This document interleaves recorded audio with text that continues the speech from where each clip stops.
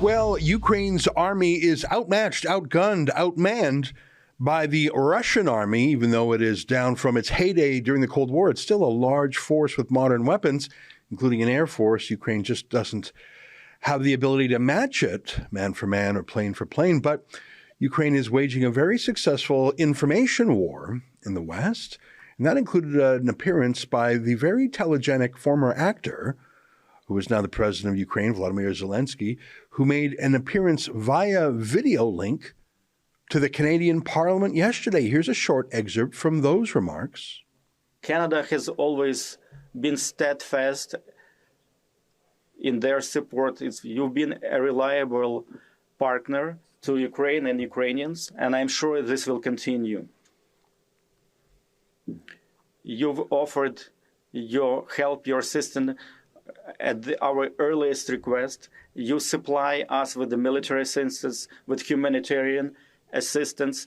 You've imposed serious sanctions. At the same time, we see that, unfortunately, they did not bring the end to the war. You can see that our cities like Kharkiv, Mariupol, and many other cities are not protected just like your cities are protected. Edmonton, Vancouver. You can see that Kyiv is being shelled and bombed. Ivano-Frankivsk.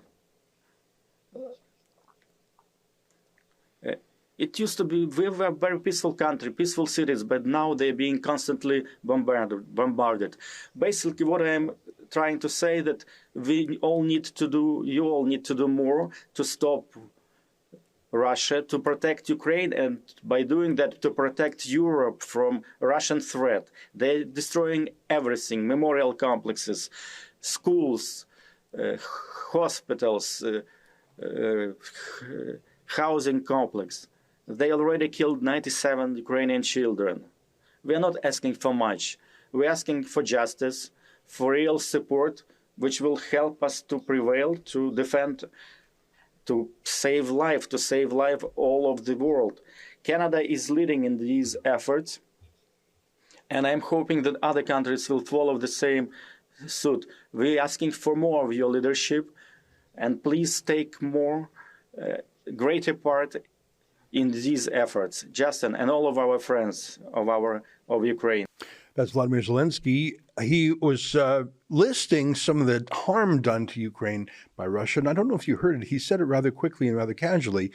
Aerial support. That's another way of saying a no-fly zone, which is another way of saying that Western air forces would be tasked with shooting down any Russian aircraft over Ukraine.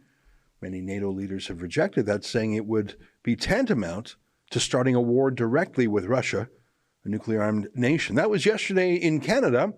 Here's an excerpt from President Zelensky's remarks to the U.S. Congress. And I must say, in both legislatures, he was greeted rapturously. Here's a little bit. Remember Pearl Harbor, terrible morning of December 7, 1941, when your sky was black from the planes attacking you.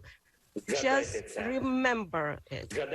Remember September the 11th, a terrible day in 2001 when evil tried to turn your cities, independent territories, in battlefields, when innocent people were attacked from air. Yes.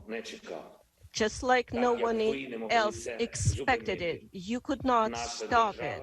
Our country experiences the same every day, right now, at this moment, every night, for 3 weeks now. Various Ukrainian cities, Odessa and Kharkiv, Chernihiv and Sumy, Zhytomyr and Lviv, Mariupol and Dnipro. Russia has turned the Ukrainian sky into a source of death for thousands of people. Well, there you have it, invoking Pearl Harbor and 9/11. Well, what should we make of this goodwill tour by video? Joining us now via Skype is our friend Joel Pollak, Senior Editor-at-Large at Breitbart.com. Joel, what did you think of President Zelensky's remarks to Congress? Well, I think the address was quite effective in one way. simply to see him there in his military T-shirt, sitting in a bunker and yet speaking to the outside world was very dramatic, very effective.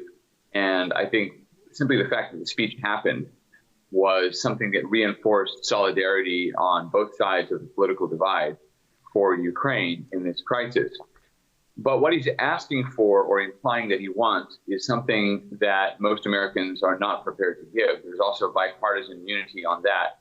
And there's rare agreement between President Biden and the Republicans in general on not complying with the idea of a no-fly zone for the reason you mentioned, which is that it would create situations in which United States or NATO aircraft and Russian aircraft would encounter one another, or where the United States or other countries would be shooting down Russian aircraft. I would quibble only with one thing you said, which is that it would mean we would start World War III. I still think the moral responsibility for this is on Putin's side, and he would be the one who effectively started it. What's interesting psychologically, and this is where I think Biden has failed and continues to fail, what's interesting is that psychologically we are thinking about it as if we are the ones escalating, when in fact it is Putin who is escalating. And I've compared it to a chess match in which we are playing with the black pieces and Putin is playing with the white pieces.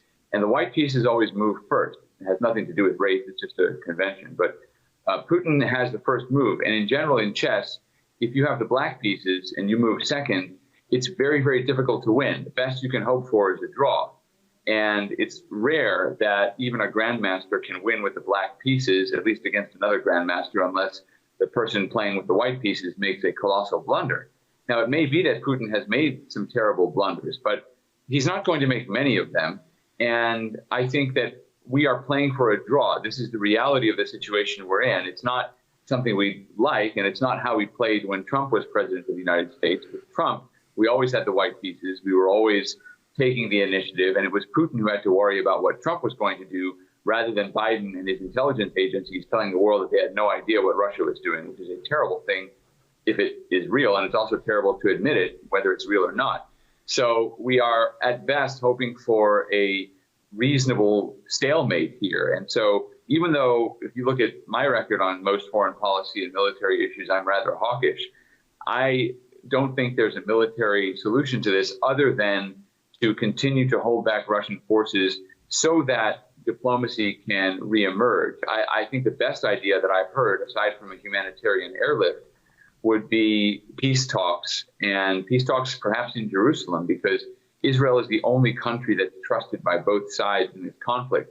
Israel, of course, has a close connection to Ukraine, not just because the president of Ukraine is Jewish, which is a rare enough situation in itself outside of Israel, but also because there are hundreds of thousands of Jews in Ukraine. It's one of the largest Jewish populations still existing in Europe. It has very, very extensively developed institutions, close ties to Israel, close ties to Jewish tourism. I have friends here in Los Angeles who go to Ukraine for the Jewish New Year because there are some holy sites in Ukraine. And so there's a lot of cultural connection there. And for all of that, Israel has remained neutral in the conflict, at least neutral militarily. They've given Ukraine humanitarian assistance, but Israel has not condemned Russia. That's because Israel has to work with Russia against Iran and against al-Qaeda and other terrorist groups in Syria, where Russia was invited in by the Obama administration, which is really responsible for this present situation in some ways. And that's the situation we have. Israel is basically